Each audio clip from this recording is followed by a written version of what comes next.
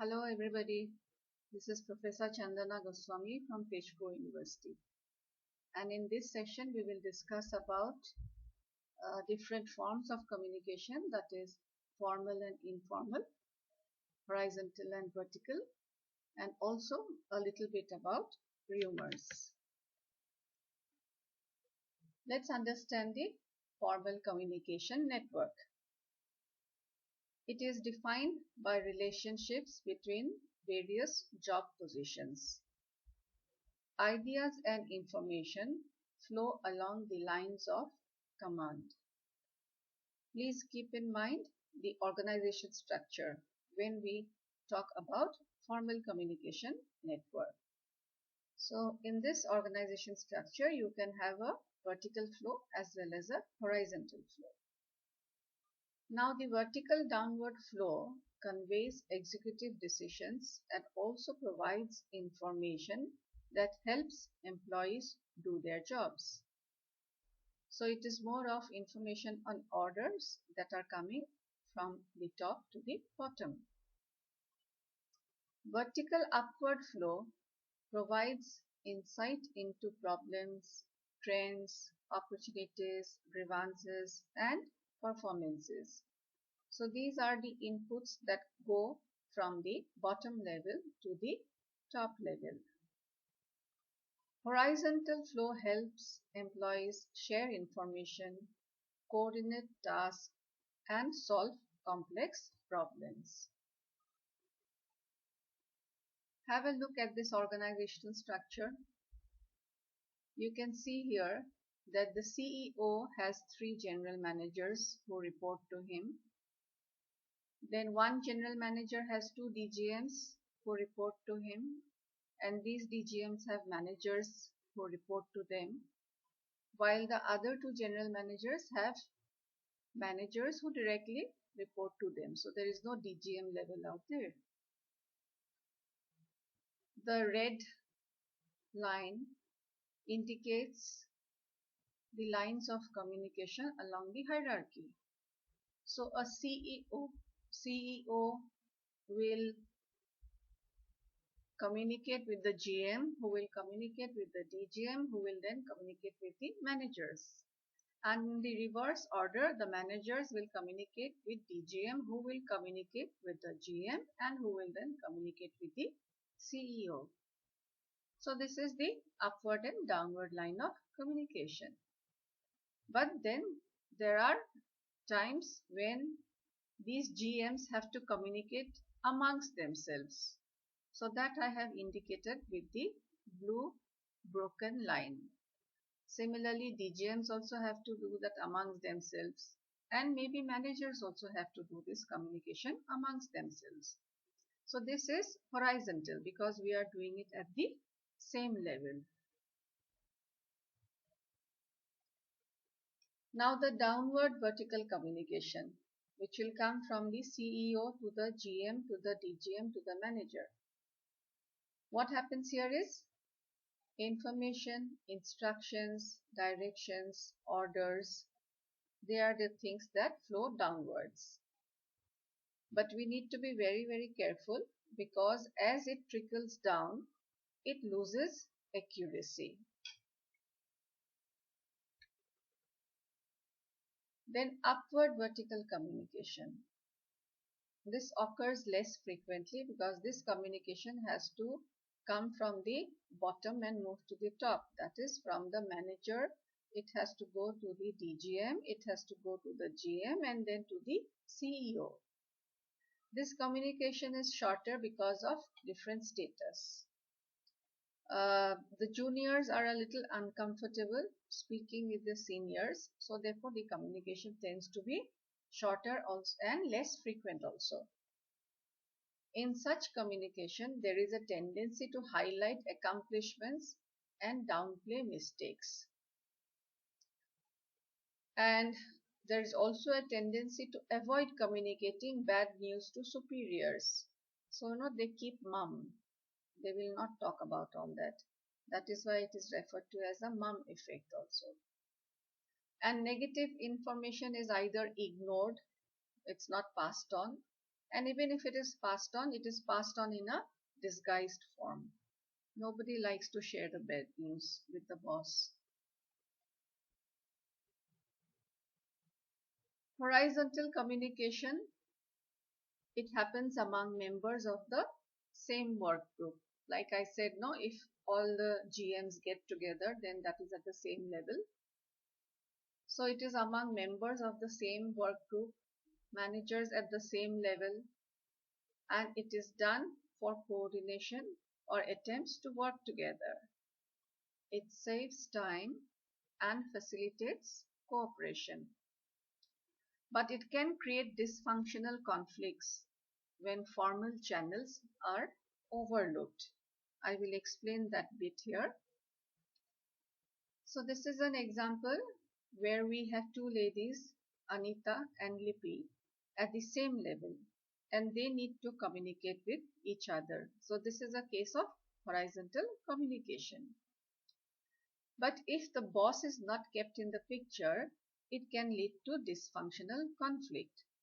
So if you want to avoid that, a good practice would be where Anita will pass on all instructions to Lippy or all communication with Lippy through the bosses. So Anita will speak to her boss, which is boss number 1. Can you see the black dotted line? And the boss number 1 will speak to boss number 2, who is Lippy's boss. And boss number 2 will then instruct Lippy. Please keep in mind that in the organizational structure, Anita has no control over Lippy, neither has Lippy over Anita. They are being controlled by their boss as per the organizational structure. So you can see the red line from boss number 1 to Anita. So that is a vertical downward line of communication. No? And from boss number 2 to Lippy, which is another vertical downward line of communication. So since Anita and Lippy do not have control over each other, therefore, if they can get the boss into the picture, then we reduce the problem associated with dysfunctional conflict. So we've talked of the vertical and horizontal communication. Now let's move to informal communication. This informal communication operates anywhere where two or more employees are in contact, and it can happen in the lunchroom, in the golf course, in the email that we use, or the instant messaging systems. Here we are not bothered with the organizational structure, but the communication is an informal communication. It is not formal. Such informal communication network is referred to as a grapevine. Grapevines flourish when employees don't receive information they want or need. So we have this tendency that if I don't get the correct information from the authority, I go and speak to my friends, I go and speak to somebody who I think will have access to that information and try to retrieve that information. So you cannot do away with the grapevine. But if you are a savvy manager, you will learn to tap into the grapevine to spread as well as receive informal messages. These informal messages are very, very important. It helps you to add strength to your formal lines of communication.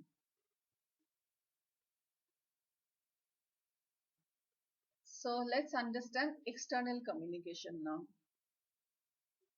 Communication with anybody outside the organization will be termed as external.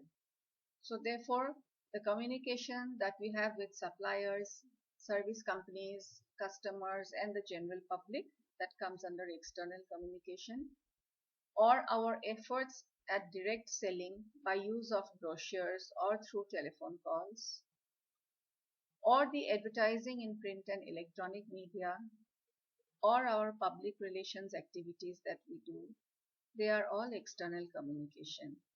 and we must be very, very careful to display company etiquette. The company etiquette is not only in the oral and written communication, all right. It also is there in the brochures that we print, in the advertising that we design. All these signal about the kind of company etiquette that is practiced.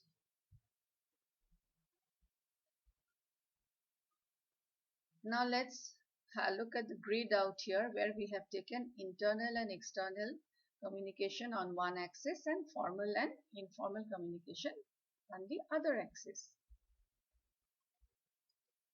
So if it is formal, you can see that it is a planned communication. If it is informal, it is casual communication. Look at the first box, formal and internal. So it is planned communication among insiders that follow the chain of command. So we are keeping our organization structure in mind. We are not ignoring the organizational structure, the hierarchy. So examples of formal and internal could be the office memos, the reports, emails, instant messages, conference calls, presentations. Let's look at the second box, formal but external. This is planned communication with outsiders. So it is where we use, letters, reports, email, instant messages or speeches, the website that we have where we share information, news releases. So they come under formal, external. Third box, informal and internal. So this is the casual communication among employees that do not follow the chain of command. So the organization structure is not important out here. It is a grapevine. So it could where we have, we can see we use emails, we use instant messages, we have face-to-face conversations, phone calls, team logs, all right. So they come under all informal and internal means of communication. And the last box is informal and external. So this is the casual communication with our suppliers, customers, investors, or any other outsider who has an interest in our company. And we will do it through face-to-face conversations, emails, instant messages, phone calls, or blogs. So the last part here in the presentation is rumors. Rumor is unverified account or explanation of events circulating from person to person and pertaining to an object, event or issue in the public concern. So the key word is that it is an unverified account or explanation. So there is nobody to verify whether it is true or false. Therefore, you have two categories. One is misinformation, which is simply false, and disinformation, deliberately false. In either case, it is false. And rumors will flourish in the informal network. There are different categories of rumors. Number one, slander. It is intentional lies about a person in order to cause pain or damage. Number two, dishing. It is gossiping without thinking.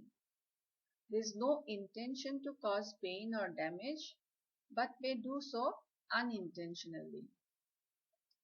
Number three, gross or weird. It is the threat of physical danger from the unknown and unfamiliar things.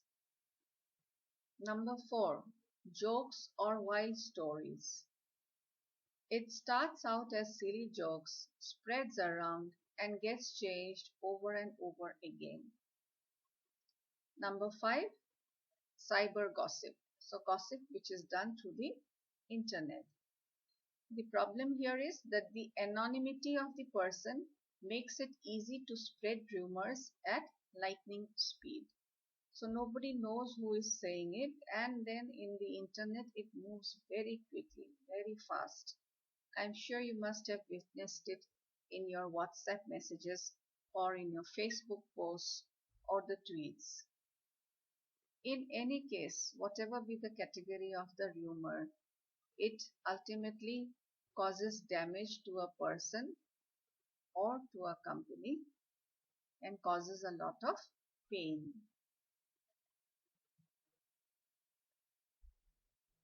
So rumors flourish when employees feel threatened, feel insecure, or they are under stress and get limited communication from management. I have already mentioned that it flourishes in the informal network. Therefore, if you want to do away with rumors, you must keep open channels of communication. And that is the formal channel of communication where every employee will get access to all kinds of news that he or she is looking out for. So with this, I conclude this session. Thank you very much for tuning in.